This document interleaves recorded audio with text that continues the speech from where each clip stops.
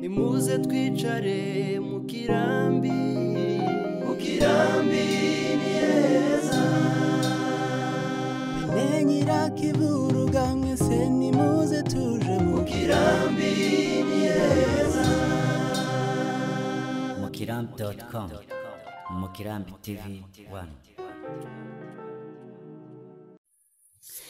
Shuti bavandimwe ba Mukirambi TV 1 ndabasuhuje kandi mbifurije umugoroba mwiza uyu munsi wa kabiri ni iminsi 13 mu kwezi kwa gatanu mwaka wa 2025 bahaye ikaze kubana natwe mu makuru yacu uyu munsi munyamakuru ni Faustin Byiringiro na Mukirambi TV 1 giye kubagezaho amakuru uyu munsi nyuma yo kumenya amakuru yo hirya no hino nuko bijanye n'ifungwa ry'isoko yo mu Mitamba iturirema hariya mu karere ka Bijombo buri munsi w'akazi rimwe twashatse kumenya uko abaturage bakiriye iyo myanzuro y'igisirikare cya Congo FARDC mu gushaka gukomeza kubatoteza no kubagirira nabi bakabafungira isoko bahahiramo ibyo kurya maze tuganira n'abaturage ko babifata nuko bavyakiriye maze nganira n'umwe mu baturage bari hariya tumanumaza n'impamvu yoba teye igisirikare cya Congo gukora ariya nabo ntibarabimenya maze atubwira ko bakomeje nabo kuja mu rujijo bitewe nuko imyanzuro yafashwe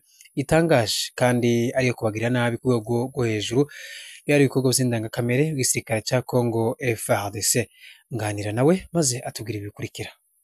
Telefone ndi kumwe n'umu baturage bahariye mu Bijombo turashaka kumubaza uko byifashe kubijanye n'ifungwa ry'isoko yo mu Mitamba iturirema n'akazi rimwe. Muraho neza?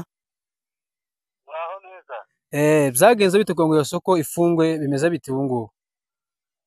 Twavuye aha tuja ku isoko turagenda dumaze gushika ku isoko FARDC iraduhagarika iratubwira ngo duhindukire dutahe nta soko isoko bayihagaritse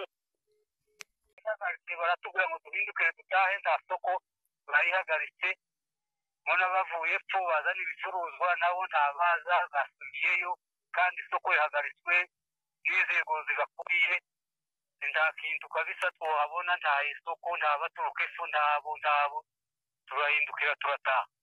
Tutaraje wenda ku mpamvu ishobora kuba yatumye bayifunga hari amakuru twakiriye ko hari n'amasasu yumvikanye muri iyo soko byari bitewe n'iki byagenze gute? Amasasu yumvikanye nayo abazarendo bateza abari ku isoko barabambura barabanyaga amafaranga bari bafite utuntu twose bari bafite kugeza no ku myenda bari bambaraye barayibambura. Hanyuma bababwiye ko ari iyihe mpamvu yatumye bafunga iyo soko? Impamvu ntibayitubwiye nabo baratubwiye ngo zaturutse ku nzego zo hejuru zibakuriye. Hanyuma aho ngaho iyo soko yabafashaga iki nk'abaturage bo ku Ndondo? Yadufashaga byinshi guhera ku munyu isukari ikintu cyose dukeneye nyine niyo n'amahuzu imyenda niho twagurishaga y'abagabo ibirato y'abana ibintu byose n'ibitungwa tukajanamwo n'inka tukagurisha.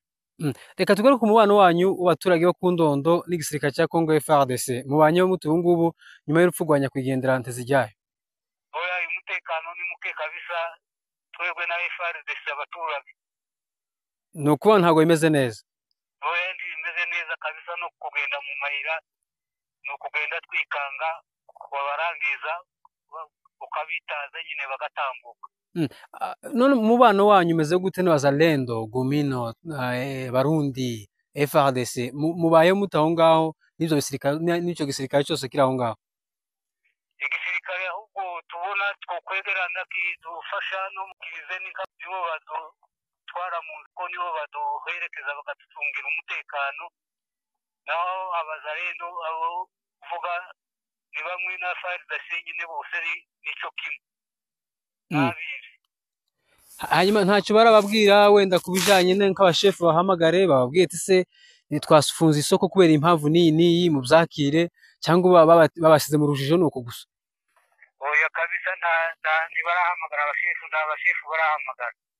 Abajye bava iriya Uvira bazana ibicuruzwa muri iyo soko bo ntago bari aho ngaho? Baturuka Uvira? Oya ntabigeze bazamuka barabimiriye nabo barafite amasasu nabo niko batubwiye ngo babasubizayo barasubire baramanuka bongera baramanuka nta bicuruzwa byazamutse kabisa.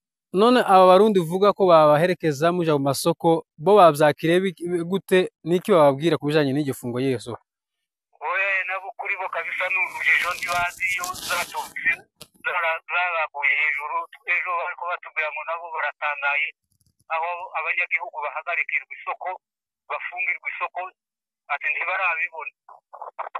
Sa murakoze cyane ku mwanya wanyu mwatanze mukaba mwatuganirije.